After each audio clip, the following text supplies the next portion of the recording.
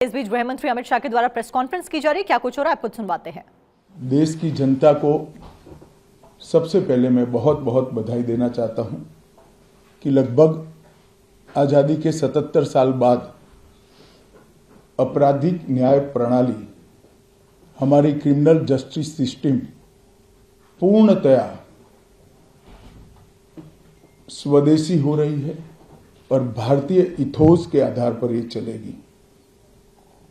75 साल के बाद इस कानूनों पर विचार हुआ और ये कानून जब आज से हर थाने में अपना काम करना चालू करेंगे, तब अंग्रेजों के बनाए हुए कानून निरस्त होकर भारत की संसद ने बनाए हुए कानून आएंगे। दंड की जगह न्याय लेगा, देरी की जगह स्पीडी ट्रायल और स्पीडी जस्टिस मिलेगा। और पहले सिर्फ पुलिस के अधिकारों की रक्षा की गई थी, अब पीड़ितों के अधिकारों की रक्षा और जो कंप्लेनेंट है इसके भी अधिकारों की रक्षा करने का काम होगा। तो एक नए नजरिए के साथ ये तीनों कानून आज सुबह से ही, मतलब कल मध्य रात्रि से काम करना शुरू किए हैं। अब इंडियन पिनल कोड, जिसको आईपीसी कहते थे, 1860 से जो कानून था, इसकी जगह बीएनएस भारतीय न्याय संहिता आएगी। क्रिमिनल प्रोसीजर कोड, जिसको सीआरपीसी कहते थे, जो 1898 से अमल में था, इसकी जगह भारतीय नागरिक सुरक्षा संहिता बीएनएस आएंगे। और इंडियन एविडेंस एक्ट 1872 से जो इस देश की क्रिमिनल जस्टिस सिस्टम को गवर्न करता था, इसकी जगह भारतीय साक्ष्य अधिनियम बीएसए लागू होगा।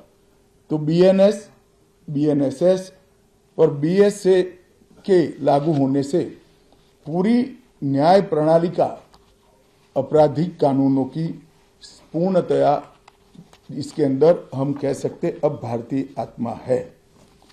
इसके ढेर सारे प्रावधान ऐसे किए गए हैं जिससे कई समूहों को फायदा होगा। कई सारी दफाएं जो अंग्रेजों के समय से विवाद में रही, इसको हटाकर आज के समय के अनुकूल धाराएं जोड़ी गई है। और कई सारी ऐसी चीजें जिससे भारतीय नागरिकों को परेशानी थी, इसको हटाकर नए प्रावधान किए गए हैं। सबसे पहले हमने इसमें हमारे संविधान के स्पिरिट के तहत दफाओं की और चैप्टर्स की प्रायोरिटी तय की है। सबसे पहली प्रायोरिटी महिलाओं और बच्चों के अपराध को दी गई है और मैं मानता हूं कि ये करने की बहुत समय से पहले जरूरत थी। एक पूरा अध्याय इसमें जोड़ा गया है जिसमें 35 धाराएं हैं और 13 प्रावधान हैं, जिसमें गैंग रेप के लिए अब 20 साल की सजा या तो कारावास, आजीवन कारावास, नाबालिग के साथ बलात्कार में मौत की सजा, झूठा वादा पहचान छिपाकर शोषण करने वालों के लिए भी अलग से अपराध बनाया गया है। पहले सुप्रीम कोर्ट के जजमेंट से चलता था। पीड़िता का बयान उसके घर पर महिला अधिकारियों की उपस्थिति में और अपने परिजनों की उपस्थिति में लेने का भी प्रावधान किया है।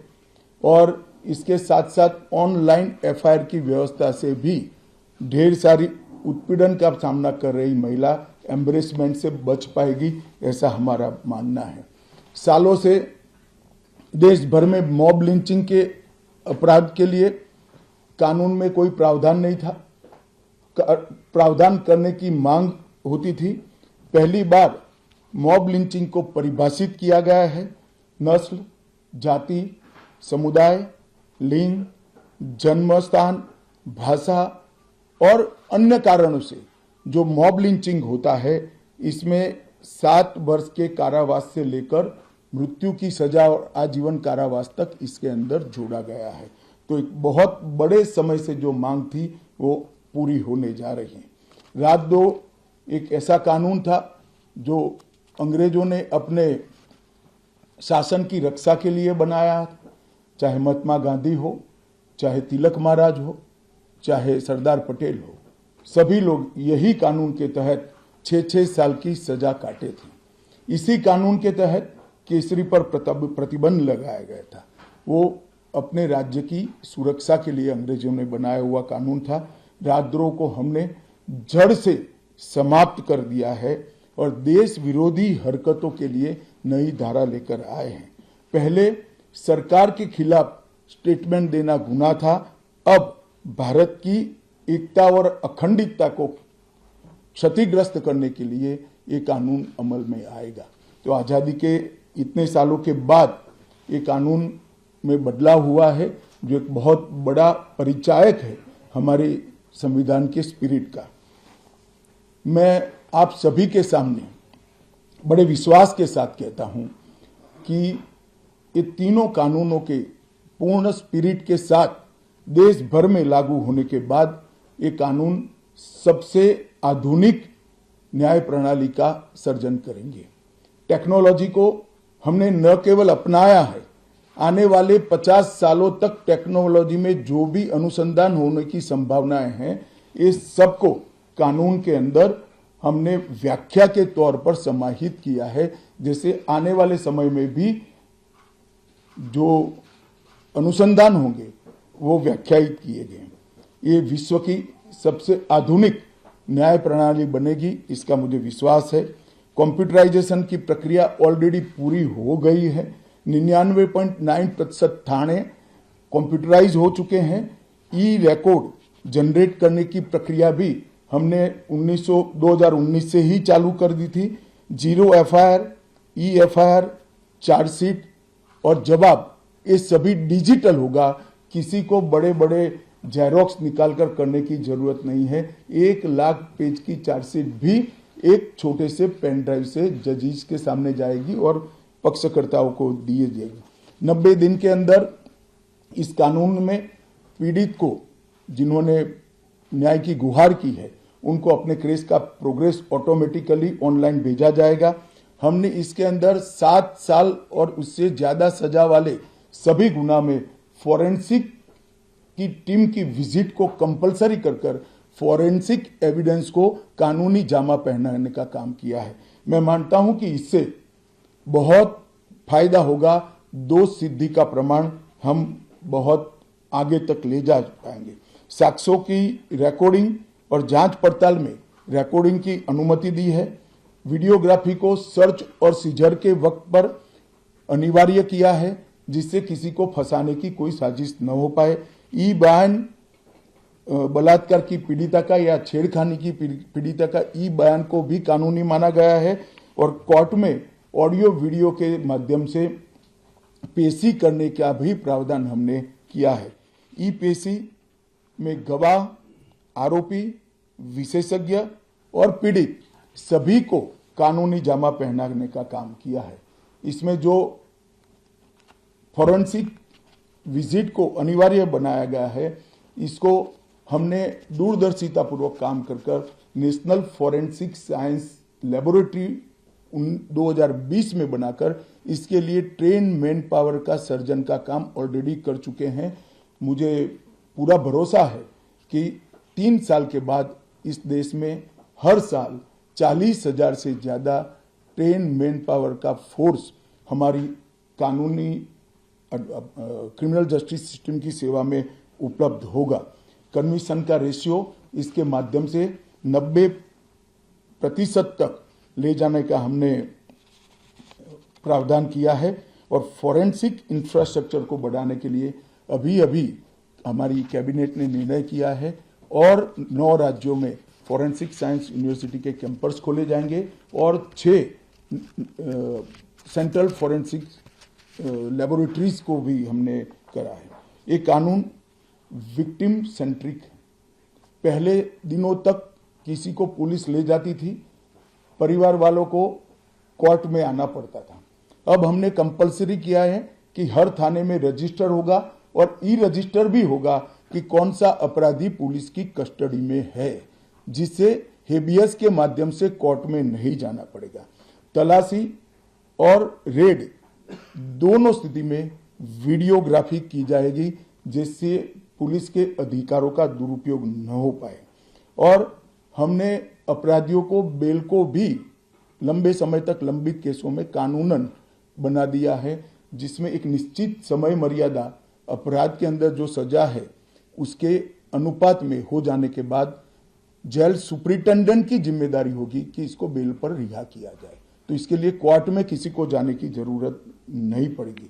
इसमें विक्टिम को अपनी बात रखने का मौका मिलेगा, इंफॉर्मेशन का अधिकार मिलेगा और नुकसान के लिए क्षतिपूर्ति का भी अधिकार पहली बार भारतीय कानूनों में हम करने जा रहे हैं। 0 एफआईआर, विक्टिम की एफआईआर की प्रति की निःशुल्क प्राप्ति और 90 दिन में जांच का रिपोर्ट देने से इससे बहुत बड़ा फायदा होगा। समय पर न्याय, लगभग 35 न्याय प्रणाली की 35 धाराओं में हमने समय मर्यादा निश्चित की है और ये टेक्निक के आधार पर प्रोसीडिंग्स होने के कारण भी समय पर न्याय मिलेगा। 3 दिन में एफआईआर दर्ज करनी है, 7 दिन के भीतर जांच रिपोर्ट पीड़िता के सार्वजनिक करनी है, 60 दिन के अंदर ही अपराध तय करने हैं और घोषित अपराधियों के खिलाफ 90 दिन के अंदर मुकदमा कायम करना है और आपराधिक मामलों में मुकदमे की सुनवाई के बाद ज्यादा से ज्यादा 45 दिन के अंदर जजमेंट की घोषणा करनी है। तो कई जगह पे हमने समय को कम कर बाध्य कर हमने जल्दी से न्याय मिल पाए इस दिशा में काम किया है। हमने 3 वर्ष से कम कारावास में 60 वर्ष से अधिक उम्र में के लोग जो है, इसमें पुलिस अधिकारियों की पूर्व अनुमति अरेस्ट के लिए अनिवार्य करी है। गिरफ्तार व्यक्ति को 24 घंटे में मजिस्ट्रेट के सामने ले जाने का प्रावधान भी कानूनी बनाया है और 20 से ऐसी ज्यादा धाराएं हैं जिसमें पुलिस की जवाबदेही हमने सुनिश्चित करी है। पहली बार पीई का भी हमने प्रावधान इसके अंदर किया है। साक्ष्यों के संबंध में भी टेक्नोलॉजी को हमने बढ़ावा दिया है। इलेक्ट्रॉनिक साक्ष्यों के प्रति विश्वसनीयता बढ़े, इसके लिए कानूनी प्रावधान कड़े किए हैं। सर्वर लॉग, स्थान संबंधी साक्ष्य और वॉइस मेल, ये सब की व्याख्याएं की गई है। अब न्याय प्रक्रिया संविधान की 8वीं अनुसूची में आने वाली सभी भाषाओं में काम करती हो जाएगी। हमारी स्थानीय भाषाओं के लिए बहुत बड़ा फैसला है। हमारा पूरा सॉफ्टवेयर जो बनेगा वो 8वीं अनुसूची में आने वाली सभी भाषाओं में बनेगा। कानून बनने के बाद, संसद ने पारित करने के बाद तैयारी के लिए ढेर सारा प्रयास भारत सरकार के गृह मंत्रालय और हर राज्य के गृह मंत्रालय और जस्टिस मंत्रालय ने किया है। लगभग 22.5 लाख पुलिस कर्मियों की ट्रेनिंग के लिए 12,000 मास्टर ट्रेनर्स बना दिए गए। कई इंस्टीट्यूशन को अधिकृत किया गया और 23,992 मास्टर ट्रेनर अब तक ट्रेन हो चुके हैं।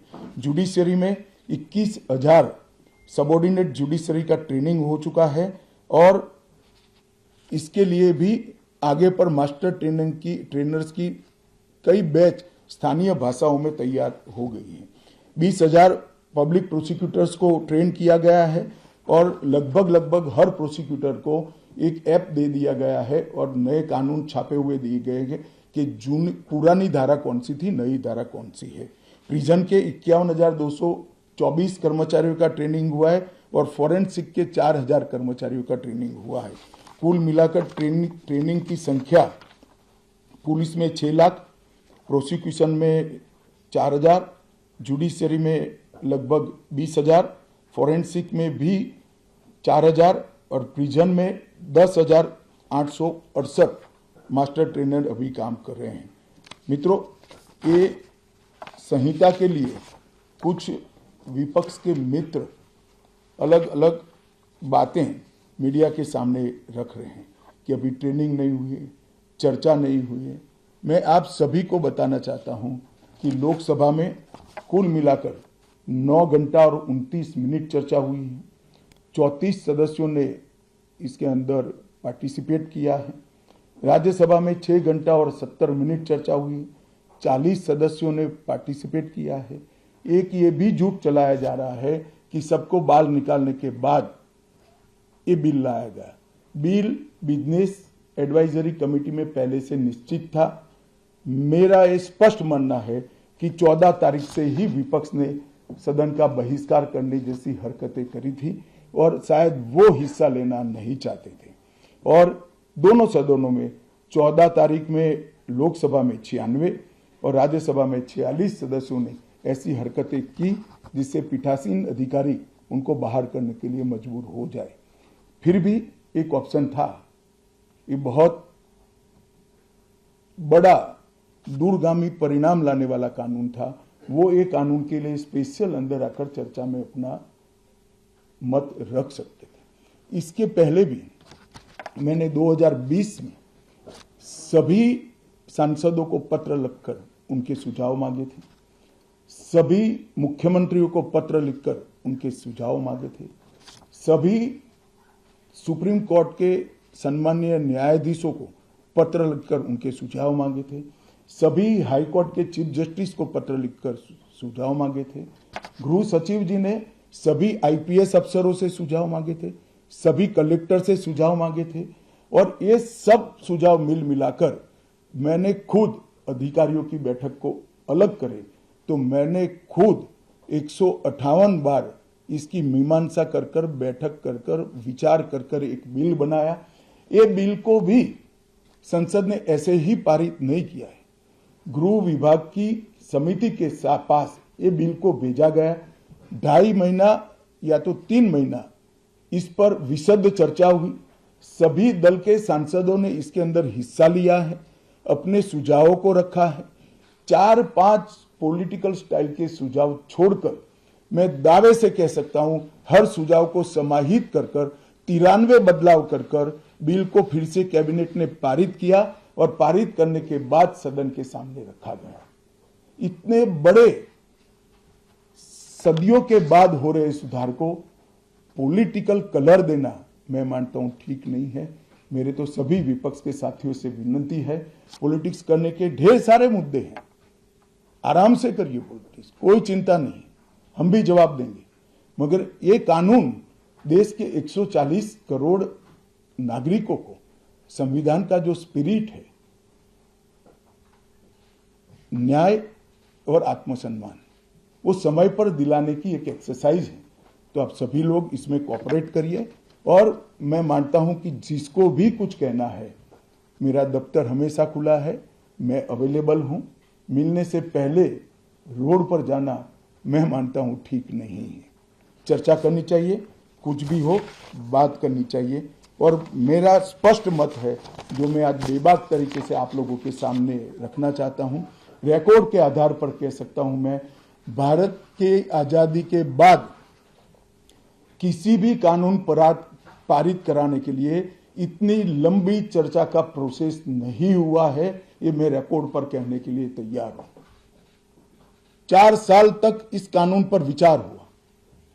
और अगर आपको अभी भी कुछ कहना है तो आप जरूर आइए, मैं सुनने के लिए तैयार हूं। मगर कृपया इस कानून को पब्लिक तक इसकी सेवा करने देने का मौका देना चाहिए। समय पर न्याय मिलेगा तो देश का भला होगा।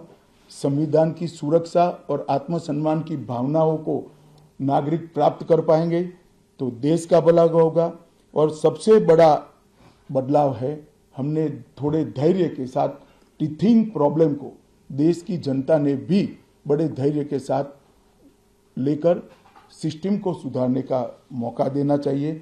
और मैं सभी दलों से भी कहना चाहता हूं कि राजनीति से ऊपर उठकर आप इसका समर्थन करिए और जो भी सुझाव जनता के हित में है लेकर आइए। हम इस पर चर्चा करने के लिए तैयार हैं। आप लोगों के मन में कोई बात है तो आप जरूर पूछ सकते हैं। सर, मैं नीरज पांडे हूं, एबीपी न्यूज से। मेरा सवाल है सर, पहले के कानून में किसी भी आरोपी को जो गिरफ्तार किया जाता था तो 15 दिन के रिमांड की व्यवस्था थी।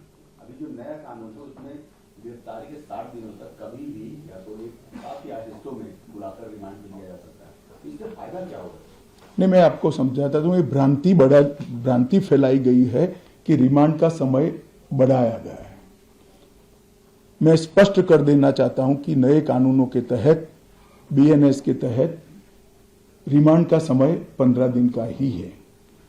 मैं आप लोगों के सामने डिटेल में बताना चाहता हूं, आरोपी को आज पुलिस ने कस्टडी में लिया, कोर्ट ने रिमांड दे दी और आरोपी अस्पताल में भर्ती हो जाता है और 15 दिन तक अस्पताल में रहेगा, तो क्या इसकी पूछताछ ही नहीं होगी?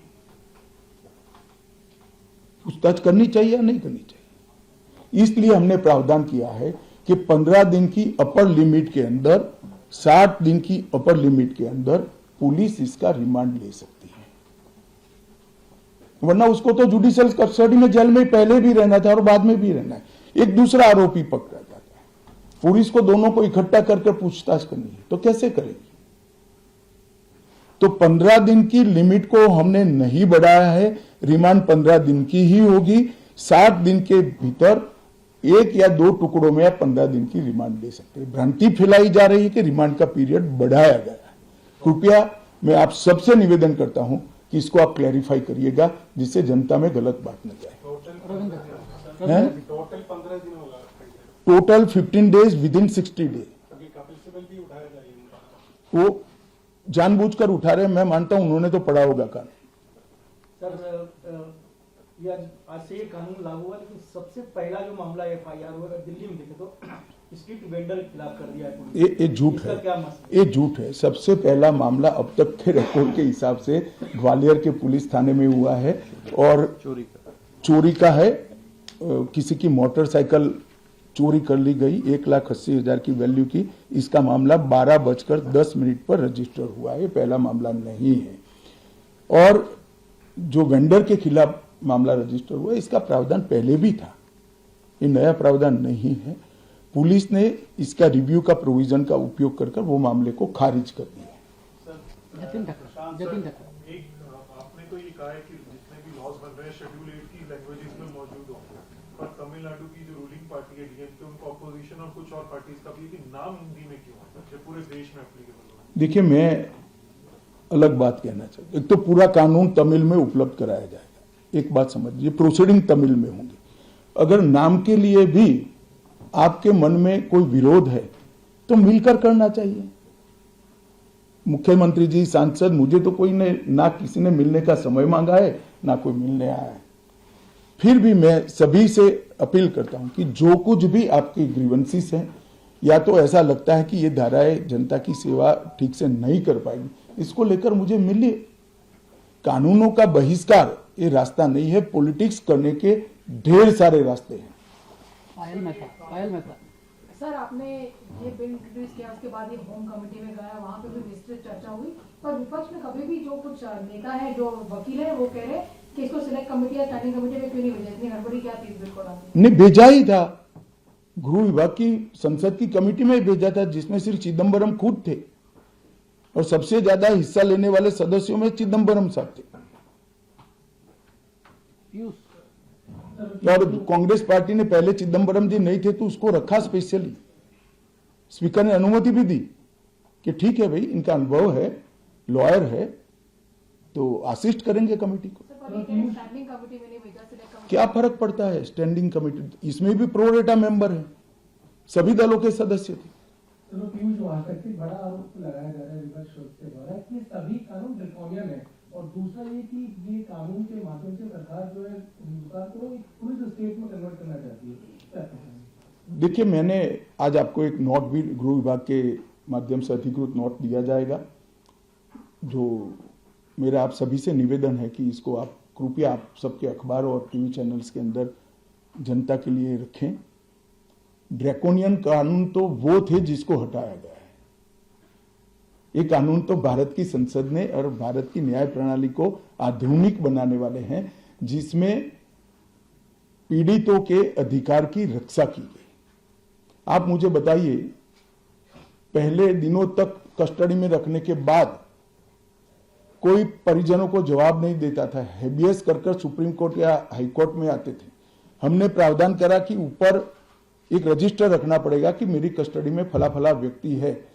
इससे पुलिस राज बढ़ेगा या कम होगा? कई सारी कोर्ट में फरियाद आती थी, सच झूठ तो कोर्ट को तय करना होता है, मगर कंप्लेंट्स आती थी कि पुलिस ने ये मेरे घर में रख दिया और मुझ पर आरोप लगा दिया। उस वक्त वीडियोग्राफी करना ये पुलिस राज को बढ़ावा देगा या कम करेगा? 24 घंटे में अपराधी को न्यायाधीश के सामने ले जाना ये पुलिस राज को कम करेगा या बढ़ाएगा? गिने चुने पुराने दकियानुसी कुछ शब्द और कुछ वाक्य कानून को पढ़े बगैर जनता में डालकर गलत फहमी करने का प्रयास करें। मेरी सभी से विनती है, कृपया ऐसा मत करें। प्रशांत सर मेरा सवाल ये है कि आप जो कंप्लेनेंट FIR लॉन्च करें, एंड रिजल्ट में उसको जो रिलीफ चाहिए, लंबी लड़ाई होती है, उसके नीचे जो काम करने वाला सिस्टम का ढांचा तो वही है, उसको कैसे उस पर relief? ऐसा नहीं है, सिस्टम के ढांचे पर कोई समय मर्यादा तय नहीं थी। अब पुलिस से लेकर जुडिशरी तक सबकी समय मर्यादा तय हुई है और टेक्नोलॉजी का हम उपयोग कर रहे हैं। आप बेंगलुरु गए हो, आपका गवाही का दिन है तो बेंगलुरु से आप गवाही दे सकते हो, कोर्ट में जाने की जरूरत नहीं है। मगर ये पूरी प्रक्रिया को अप्लाई होते होते, टेक्नोलॉजिकल अपग्रेडेशन और सारे होते होते 3 या 4 साल लगेंगे। मैं आपको और आपके माध्यम से देश की जनता को विश्वास दिलाना चाहता हूं कि ये कानूनों के पूर्ण इंप्लीमेंटेशन के बाद किसी भी FIR का सुप्रीम कोर्ट तक 3 साल के अंदर न्याय मिलने की प्रक्रिया पूरी हो जाएगी। और मैं सोच समझ कर कह रहा हूं इसको। अमित जी, मैं रविकांत हूँ, टाइम्स ऑफ भारत से। सर, तीनों कानून लागू हुए, इंप्लीमेंट हो गए हैं, तो आपको क्या लगता है कि ये ऑपोजिशन जानबूझकर किस तथ्यों के आधार पर विरोध करे या सिर्फ राजनीति के लिए मामला उठाया जा रहा है? देखिए, मैं इस पर टिप्पणी नहीं करना चाहता। मैं आप सबके माध्यम से अपील करना चाहता हूं कि जिसको भी मिलना है मैं तैयार हूं, हम मिलेंगे भी और समीक्षा भी करेंगे, और इसमें कृपया राजनीति नहीं करनी। अमित जी, एक जो कंसर्न आ रहा था विपक्ष की तरफ से वो ये था कि पेंडेंसी ऑफ केसेस और 2 पैरेलल क्रिमिनल जस्टिस सिस्टम होंगे, क्योंकि जो पुराने वाले केसेस रजिस्टर हुए हैं वो पुराने केसेस की तरह चलेंगे और जो नए वाले हैं वो नए की तरह। देखिए, जहां तक पेंडेंसी ऑफ केसेस का सवाल है, इस देश में सबसे ज्यादा शासन करने वाली पार्टी कांग्रेस है, तो वो हम पर नहीं मर सकते। पेंडेंसी ऑफ केसेस को कम करने के लिए ही ये कानून लाए हैं। और मैं स्पष्टता कर दूं, पुराने और नए कानून के लिए गुनाह की तिथि 1/7/2024 के पहले की होगी। इसमें पुराने कानून के तहत प्रक्रिया चलेगी, और 1/7/2024 के बाद होने वाले हर गुनाह को ये तीनों नए कानूनों के हिसाब से चलाया जाएगा। इसमें कोई कंफ्यूजन नहीं। सर, ये आपने बोला कि तमिलनाडु के MPs को अगर नाम से कोई ऑब्जेक्शन है तो वो आके मुझसे मिले, तो क्या अगर वो आपसे मिलेंगे तो क्या इस government open to their suggestion? भैया, मिलने तो दो, वो क्या लेकर आएंगे बताएंगे। तुम यहाँ कहाँ निर्णय करा रहे हो? सर, मैं यकीन न्यूज़ 18 इंडिया से। विपक्षी दल कह रहे हैं कि वो जहां उनकी सरकार है वो इस कानून के खिलाफ अपनी विधानसभा में प्रस्ताव पारित करेंगे और राष्ट्रपति का सुप्रीम कोर्ट में मामला ले जाएंगे। चलो, ये तो लोकतांत्रिक प्रक्रिया है, सबको अपना अपना अधिकार है। सर, आप कोई सर, इसमें एक जो बात कही जा रही है कि टेक्नोलॉजी का इस्तेमाल होगा और हर थाने तक उनको टेक्नोलॉजी दिया जाएगा, लेकिन अभी भी बहुत सब थानों में ये पहुंचा नहीं है, तो कैसे? देखिए, जहां तक थानों का सवाल है, हम 4 साल से काम कर रहे हैं, पूर्णतः नहीं पहुंचाऊंगा, मैं इस बात को स्वीकार करता हूं। इसीलिए इस कानून में हमने प्रोविजन रखा है कि एक थाना कंप्लीट होता है तो उसको आप नोटिफाइड कर सकते हो, एक कोर्ट कंप्लीट हो जाए तो इसको, फिर पूरी तहसील, फिर पूरा डिस्ट्रिक्ट और फिर पूरा स्टेट, कई सारे स्टेज में इसकी न्यायिक प्रक्रिया को नोटिफाइड करना है। जहां तक BNS का सवाल है, भारतीय न्याय संहिता का सवाल है, दफाई लगाने का सवाल है, ये पूरे देश में लागू हो जाए।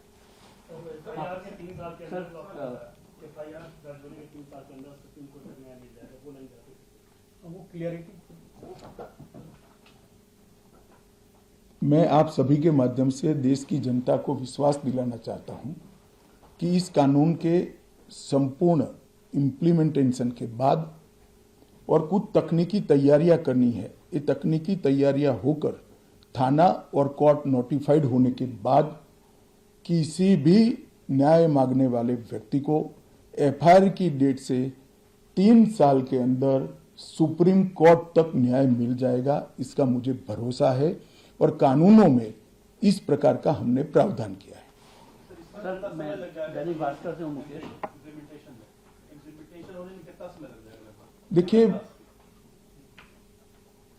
मैं मानता हूं कि हम 15 अगस्त के पहले सारे यूटी में इसको कंप्लीट कर देंगे। यूटी में दिल्ली भी आता है और उसके बाद हर जिला एक एक तैयार होता जाएगा, वो होता है। इंप्लीमेंटेशन आप पहले समझ लीजिए, बीएनएस और बीएनएसएस, इसके लिए इंप्लीमेंटेशन में कुछ तैयारी की जरूरत नहीं है। जहां तक बीएसए भारतीय साक्ष्य अधिनियम है, इसके लिए कोर्ट में काफी सारी तैयारी करनी है, मगर 2020 से ही सुप्रीम कोर्ट के साथ चर्चा कर सुप्रीम कोर्ट मॉडर्नाइजेशन का एक बड़ा प्रोग्राम ली है और वहां पर भी काफी सारा काम हो चुका है, सॉफ्टवेयर भी तैयार हो चुके हैं। सर भास्कर से मैं मुकेश कौशिक, एक डिस्क्रिपेंसी है कि पुराने कानून में ये प्रोविजन था कि अगर कोई पुरुष के साथ दुराचार करता है तो उसका सेक्शन 377A था, वो खत्म हो गया, लेकिन उसके बाद कुछ मामले ऐसे आ गए हैं जो इस तरह के केस दर्ज हुए। क्या कोई संशोधन का प्रस्ताव है? संशोधन तो नहीं, मगर इसमें सुप्रीम कोर्ट का एक जजमेंट भी है, इसके इंटरप्रिटेशन का सवाल है। हम सुप्रीम कोर्ट से चर्चा जरूर करेंगे इसमें। सर ये आपने जो कहा कि तमिलनाडु के एमपीज आकर मिल सकते हैं आपसे, जो कुछ ऑल पार्टी ऐसी मीटिंग भी हो सकती है अगर कोई बुलाने का आपका? ऑलरेडी हो चुकी है, ऑल पार्टी कमेटी में होती ही है। और आपको सबसे पहले बड़ी संशय लगता है, आप मिल जाओ मुझे अकेले में।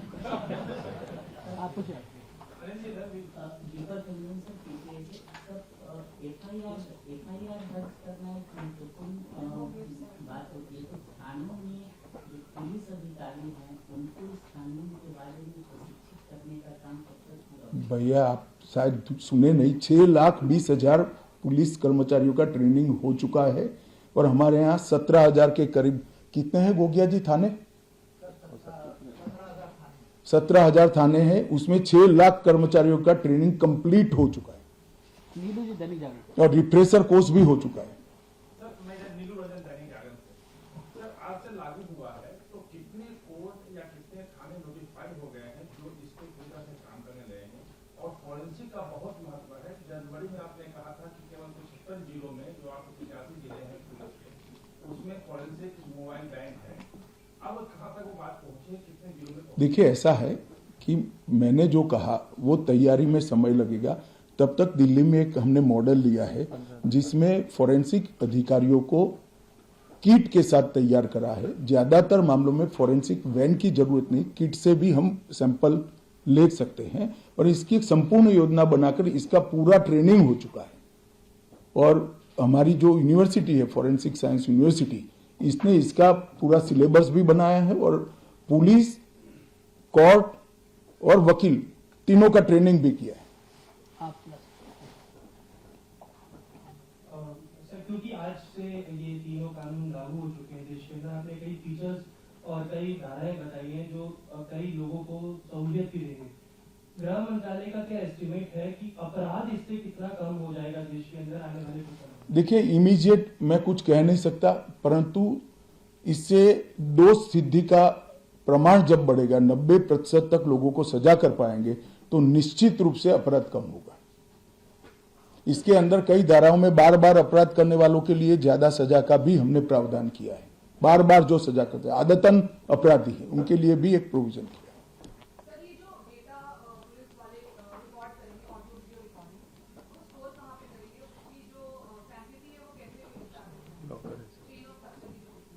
तो ये तो लिखित की भी कैसे सेंटिटी होगी?